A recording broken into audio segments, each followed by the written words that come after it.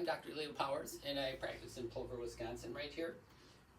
And the retained primitive reflexes are used to help people with autism. And then how it works is people with autism don't breathe fully, and they're not getting enough oxygen to different parts of their brain.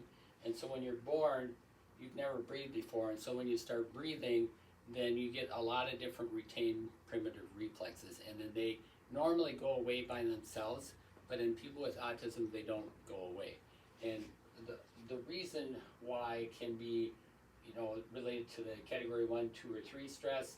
The other part, work that I do with autism people is I work on these retained primitive reflexes. And so I found out, I learned through study and the seminars that the adductor muscles tie in with the fear paralysis one. And so from the pubic bone up to the chin ties in with one of the adductors, and from the chin up to the top of the head ties in with the other adductor. And so by working on these and this, it unlocks category 2 stress, and category 2 stress connects with low blood sugar.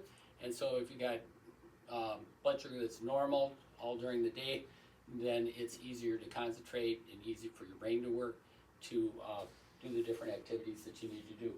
And so 2 years ago, I learned that the gluteal muscles connect to this fear paralysis. And so when I give a treatment that gives better endurance to the gluteal muscles, then it'll unlock the retained primitive reflexes. And then by working on that, there's less category 2 stress tied in with these muscles in here. And then the muscles will move better, and then the bones move, the pelvis moves better on breath out, and then that'll help the ear part to move better, and so you get better hearing, more clear hearing. And so a lot of the autistic people, they have trouble talking, and I personally think it's tied in with there's not good motion to their hearing mechanism, and so then they don't hear the fine parts of speech right away when they're growing up. So this could be helpful for somebody that's older than 8, 9, and 10 and older. But for the younger person, that's relatively straightforward. It's just category 1, 2, and 3.